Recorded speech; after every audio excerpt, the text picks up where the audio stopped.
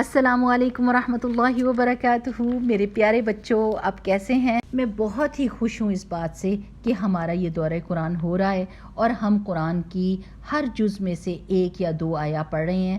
انشاءاللہ باذن اللہ سبحانہ و تعالیٰ کرے گا کہ اللہ تعالیٰ ہمیں یہ توفیق عطا فرمائیں کہ ہم ہر آیت کو اور پورے قرآن کو پڑھ سکیں فیوچر میں، اور آپ سب نے اپنے رمضان میں یہ دعا مانگنی ہے کہ اللہ تعالیٰ ہمیں یہ توفیق عطا فرمائے، آمین۔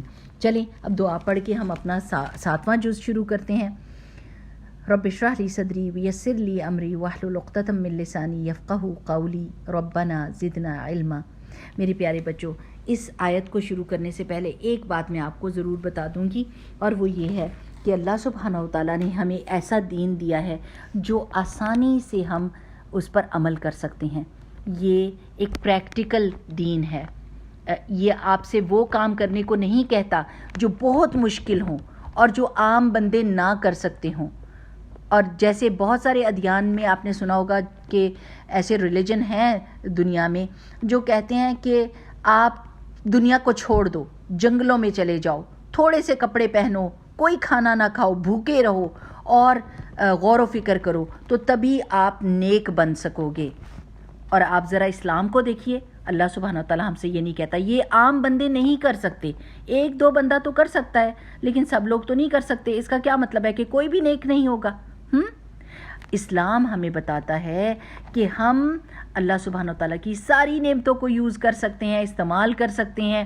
اللہ تعالیٰ نے کہا ہے ہمیں اچھے کپڑے پہنو جو تمہارے جسم کو کور کریں، اچھے کھانے کھاؤ، اپنے خاندانوں میں رہو اور اپنی زندگی کو مزیدار طریقے سے گزارو۔ ہاں، اللہ سبحانہ وتعالیٰ نے جن کاموں سے روکا ہوا ہے ان کاموں سے رک جاؤ۔ اب ہمیں یہ بھی پتہ ہونا چاہیے کہ اللہ سبحانہ وتعالیٰ نے کچھ کام ہمارے لیے حرام کیوں کر دیے ہیں، کچھ کاموں سے ہم کو روک کیوں دیا ہے۔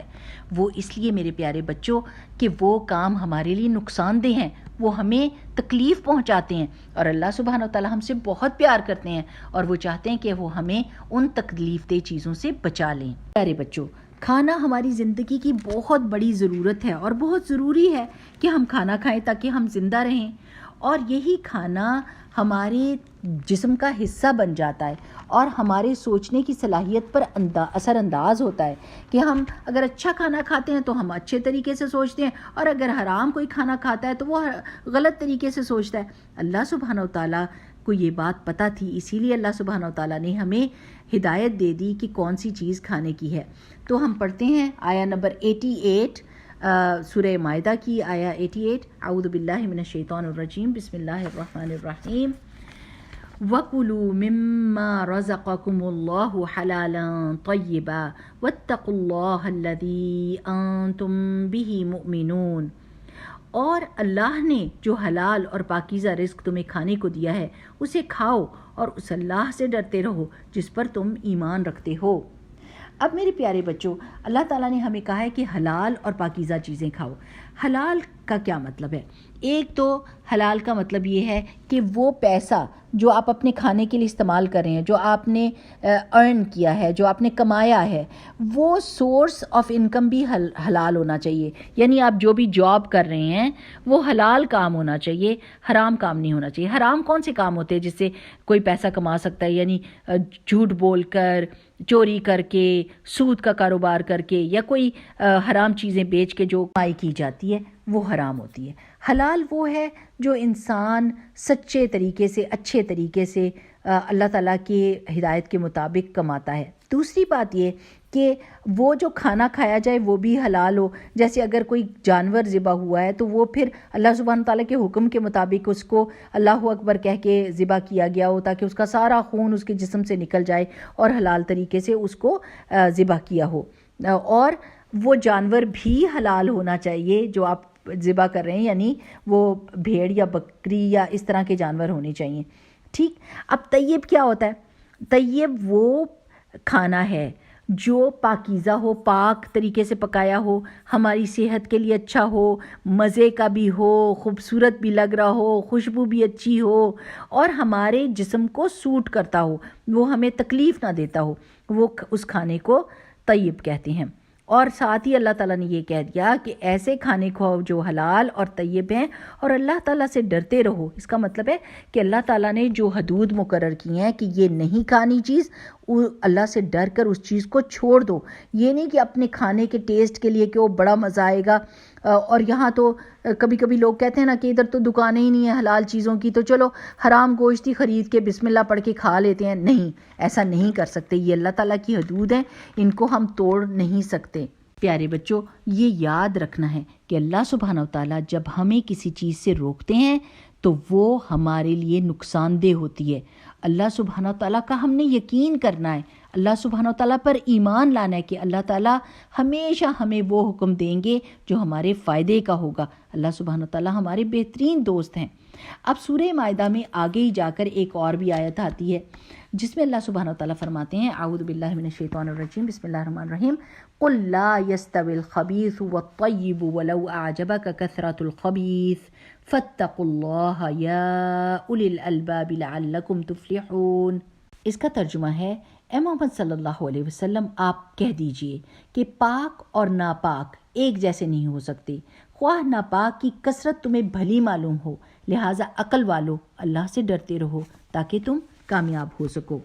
اب آپ دیکھیے کہ پیارے بچوں کتنا زیادہ چیزیں کبھی جو خبیث چیز اس کو کہتے ہیں جو امپیور ہوتی ہے، جو ناپاک ہوتی ہے، ناپاک چیزیں دکانوں میں کتنی زیادہ پڑی ہوں، کتنی ہی سستی مل رہی ہوں، لیکن ہم نے ان کو ہاتھ نہیں لگانا، ہم وہ نہیں کھائیں گے۔ لیکن ہم کون سی چیز ڈھونڈیں گے؟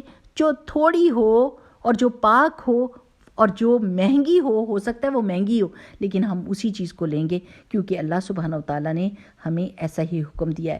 اب کھانے کے علاوہ بھی اگر آپ یہ سوچیں کہ پاک اور ناپاک برابر نہیں ہو سکتا، چاہے ناپاک کی کثرت ہو۔